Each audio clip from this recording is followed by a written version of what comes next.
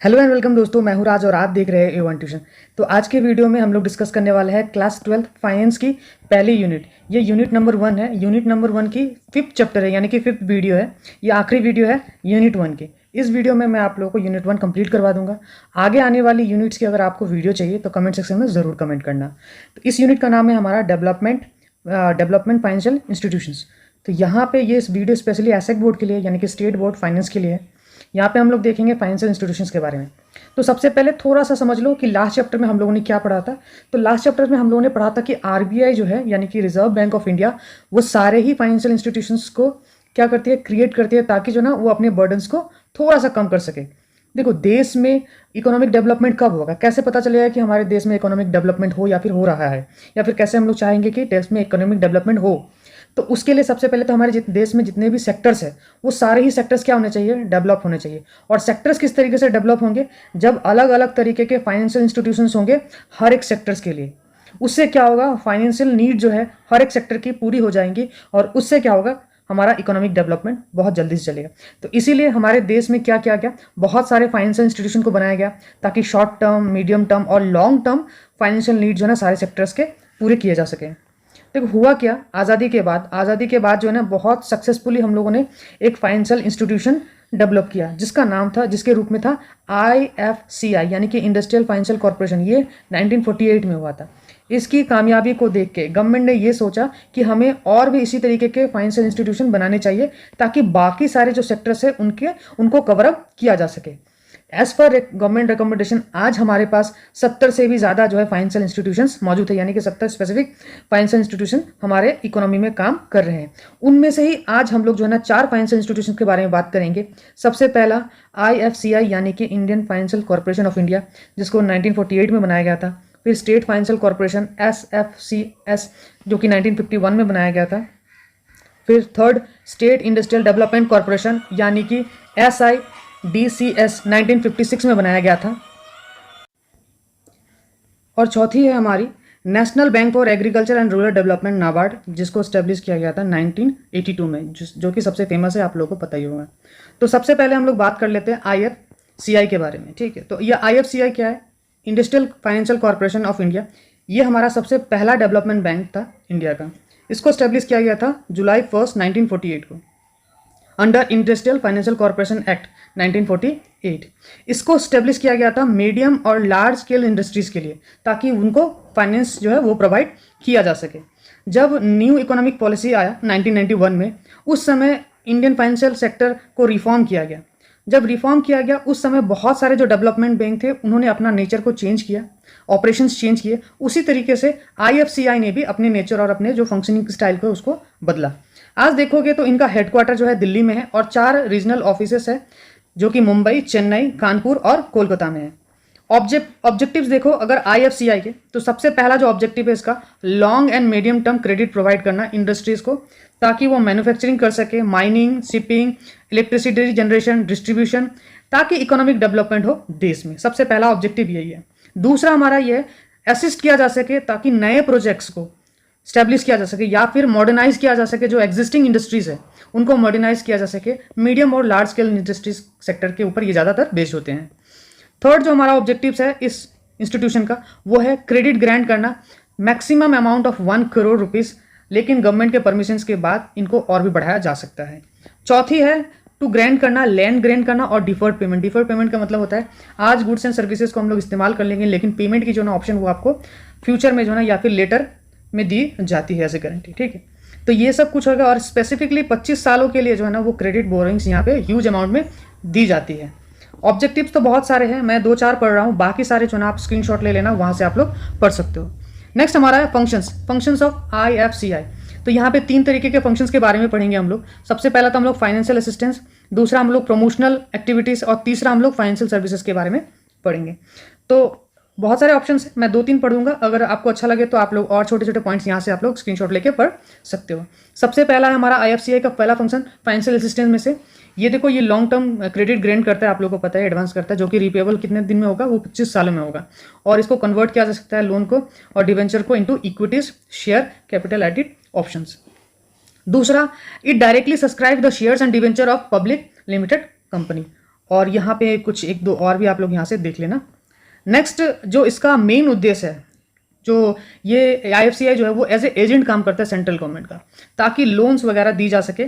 और किस लिए दी जा सके? ताकि नए इंडस्ट्रियल अंडरटेकिंग को सेटअप किया जा सके, डाइवर्सिफिकेशन और एक्सपेंशन अगर करना है वो हो जाए, मॉडर्नाइजेशन अगर करना चाहे कोई तो वो हो जाए, अगर कोई एग्जिस्टिंग लाइबिलिटीज़ है या फिर वर्किंग कैपिटल की रिक्वायरमेंट है इंडस्ट्रीज़ को तो उसकी भी पूर्ति यहाँ से की जाती है।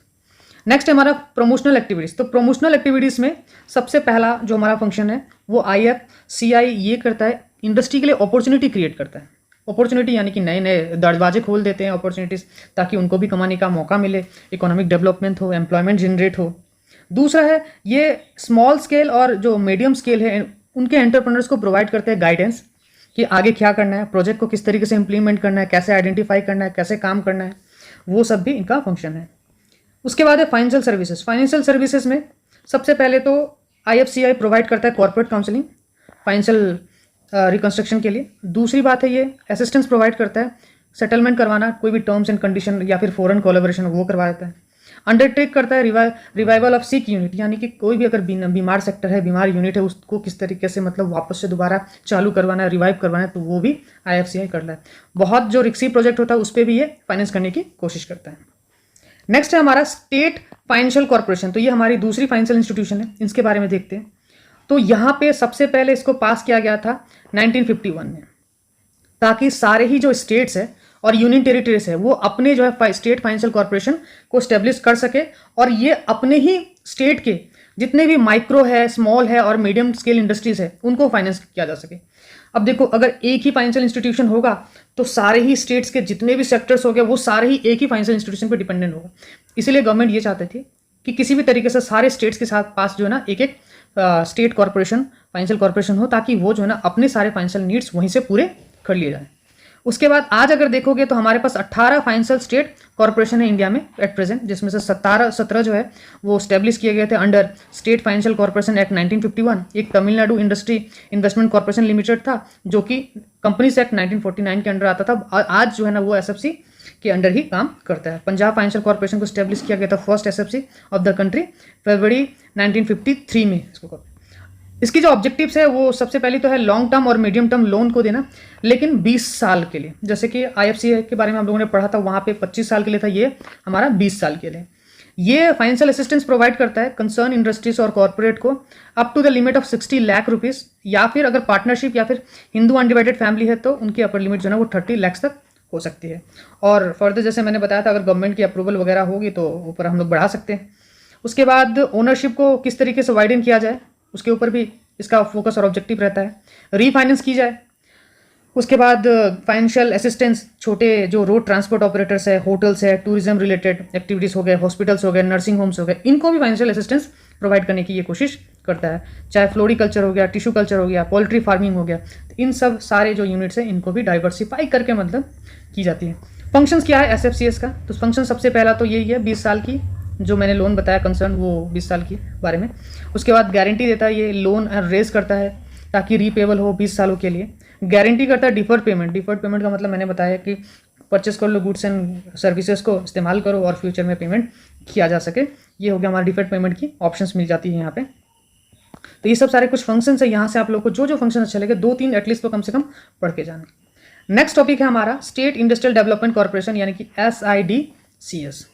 अब इसको कब फॉर्म किया गया था? इसको 1960s से 70s के बीच में, यानी कि 60s के एंड में और 70s के अर्ली 70s में इसको डेवलप किया गया था। स्टेट इंडस्ट्रियल डेवलपमेंट कॉर्पोरेशन इसको एक्चुअली में डेवलप किया गया था कंपनीज एक्ट 1956 एक्ट के अंदर।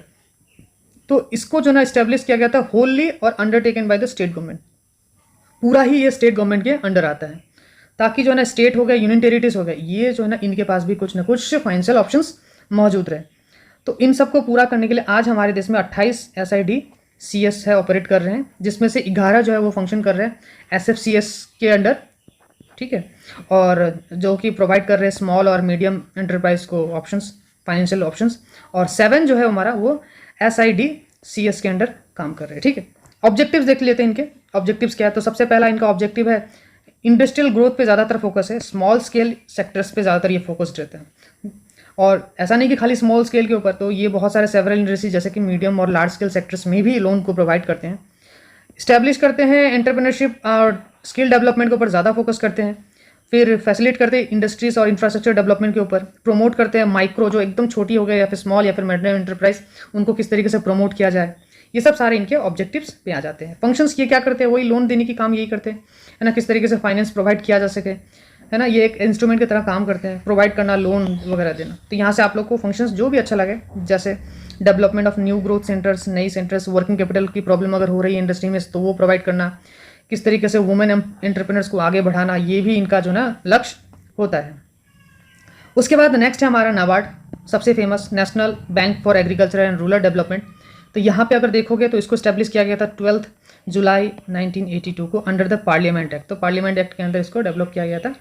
अच्छा, यहाँ पे बताया ये गया था कि एपेक्स जो ये हमारी जो ना एपेक्स इंस्टीट्यूशन है, मेन जो फोकस है यहाँ पे ये है क्रेडिट फैसिलिटीज और प्रमोट करना, development of agriculture sector developed हो। नाबार्ड तो आप लोग को पता ही होगा, एग्रीकल्चर लिखा है तो एग्रीकल्चर और रूरल मतलब गांव देहात और एग्रीकल्चर को किसी भी तरीके से डेवलप करवाना है।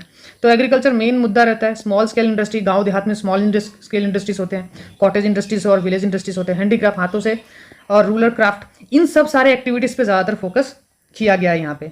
इसके हेड ऑफिस जो है वो मुंबई में है और ब्रांचेस पूरे ऑल ओवर इंडिया में आप लोग को मिल जाएंगे। इसका ऑब्जेक्टिव क्या है, तो सबसे पहला इसका ऑब्जेक्टिव है ये अनडिवाइडेड अटेंशन प्रोवाइड करवाता है ताकि देश में जो है ना रूरल डेवलपमेंट किसी भी तरीके से आगे बढ़ते रहें।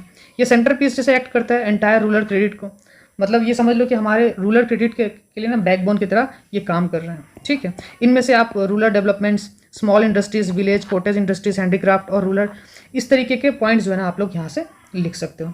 तो ये तो कुछ हो गए हमारे ऑब्जेक्टिव्स। फंक्शंस में आप लोगों को यहाँ पे 3 तरीके का फंक्शन मिल जाएगा। सबसे पहला तो क्रेडिट फंक्शन मिल जाएगा। क्रेडिट फंक्शन में से यहाँ से आप लोग 1-2 पॉइंट जो अच्छा लगे वो लिख लेना। फिर रेगुलेटरी फंक्शंस मिलेगा, यहाँ से भी रेगुलेटरी फंक्शंस कोई 2-3 जो अच्छा लगे वो, और लास्ट में हमारा डेवलपमेंट फंक्शंस। ठीक है, मैं ज़्यादा बोलता नहीं रहूँगा एक ही टॉपिक के ऊपर में, नहीं तो ये वीडियो जो है ना बहुत लेंदी हो जाएगा। अगर आने वाली वीडियोस अगर आपको चाहिए फाइनेंस के ऊपर आगे चैप्टर्स पे, तो हमें कमेंट सेक्शन में ज़रूर कमेंट करना, या फिर आप जो है ना इंस्टाग्राम पे फॉलो करके पूछ सकते हो।